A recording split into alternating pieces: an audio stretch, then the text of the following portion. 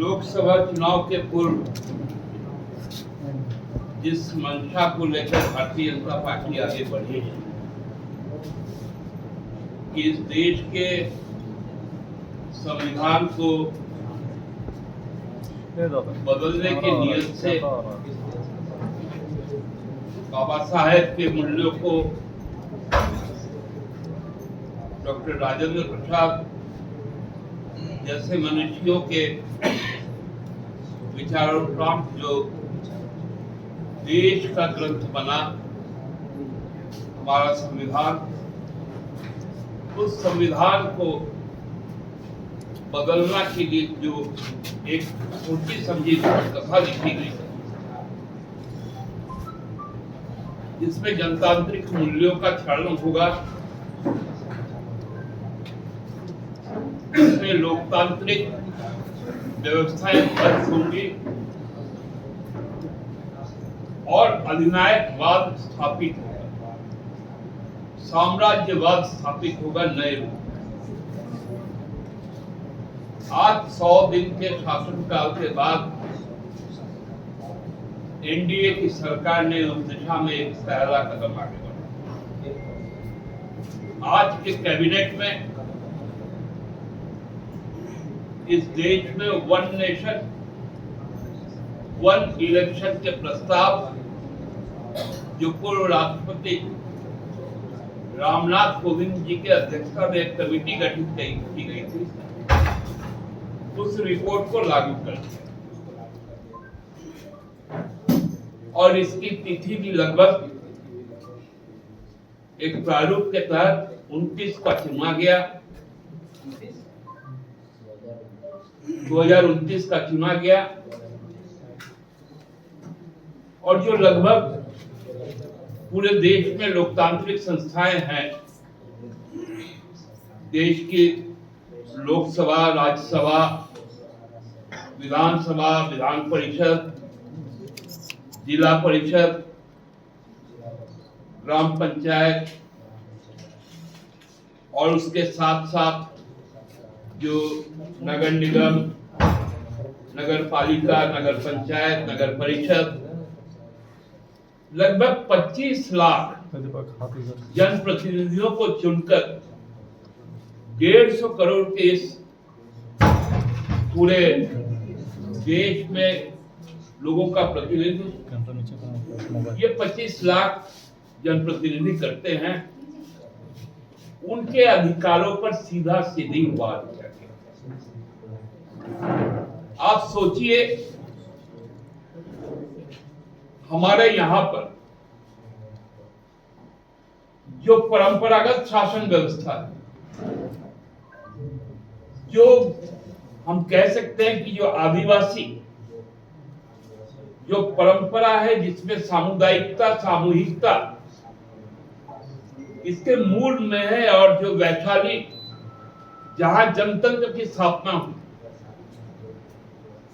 उस पूरे परंपरा पर ये उठा रखा था और ये असंभव और अतार्किक है। हम लोग सब जानते हैं, हमारे जो संविधान में जो वर्णित है, जो सरकार की व्यवस्थाएं वर्णित कि जो सदन के अंदर में जिनकी सबसे ज्यादा, जिन गोष्ठी की, जिन राजनीतिक दल की जो सबसे बड़ी संख्या होगी, बहुमत होगी, उनकी सरकार बनेगी, वो शासन चलाएगा।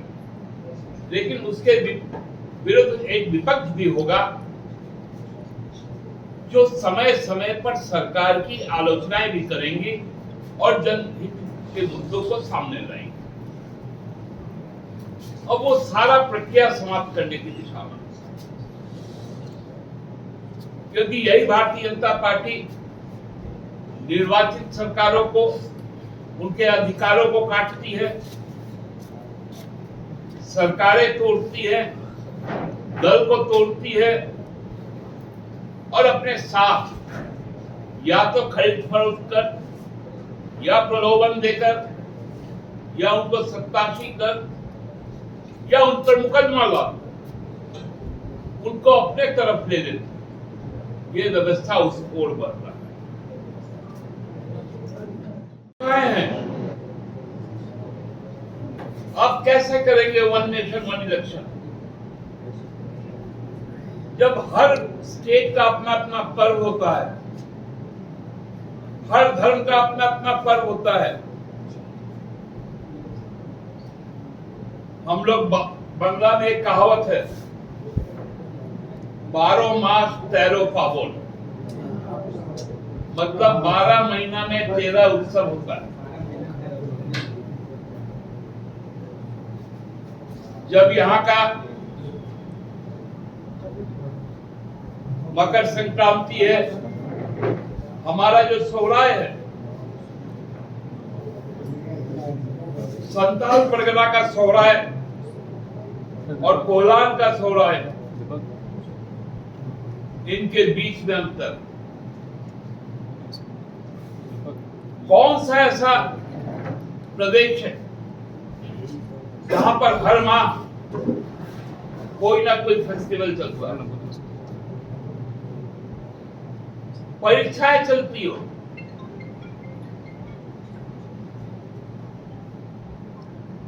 वहां नौकरी देने की प्रक्रिया चलती हो,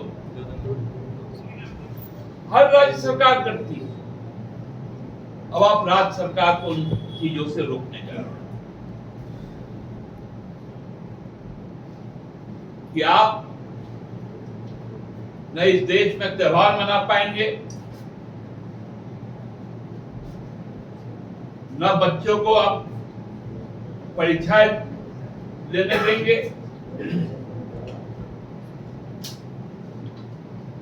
और आपको किसने कह दिया कि एक साथ में वोटिंग होगा तो परसेंटेज बढ़ जाएगा? ये कौन सा साइंटिफिक आकलन? ये तो इलेक्शन कमीशन का आकलन है कि जितने वोट कास्ट होते हैं गिना उससे ज्यादा है जाता है।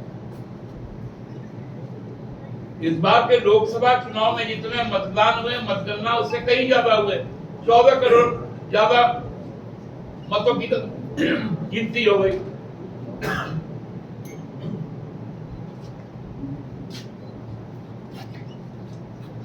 और जो राष्ट्रीय एवरेज है वो 66-67% का होता है लोकसभा में,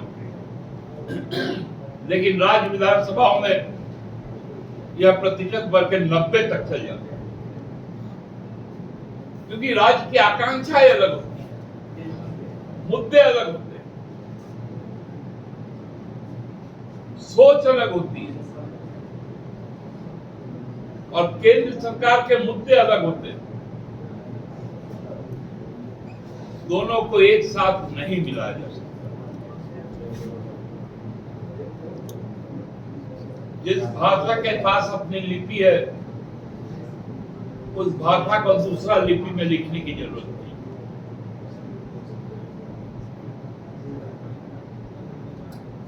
संविधान को व्हाट्सएप की भाषा मत बनाइए। संविधान की भाषा जो अपने लिपि में स्पष्ट अंकित है, उसके उसी के अनुरूप रखिए। ये खतरनाक संकेत का जवाब हम लोग विधानसभा में देंगे। विधानसभा के चुनाव में उनको बताएंगे। जिस आग को लेकर भारतीय जनता पार्टी चल रही है, वो आग उन्हीं को जलाकर राख करेगी।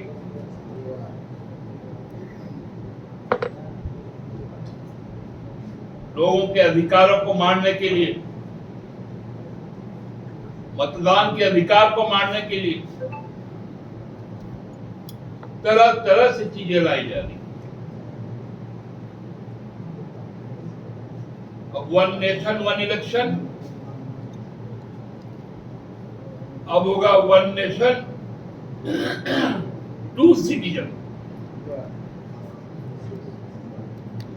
एक देश दोहरी नागरिकता, यह उनका दूसरा स्टेप है।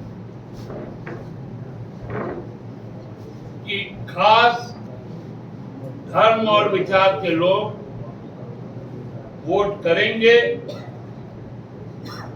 और खास धर्म और विचार जो उनको नहीं मानते हैं उनको वोट का अधिकार नहीं। ये वन नेशन वन इलेक्शन के बाद का है वन नेशन टू सिटीजन। उनका ये जो इशारा है, इस इशारे को हम लोग समझते हैं और इस इशारे के खिलाफ देशव्यापी जो आंदोलन होगा झारखंड मुक्ति मोर्चा उसके साथ रहेगा। बहुत बहुत धन्यवाद।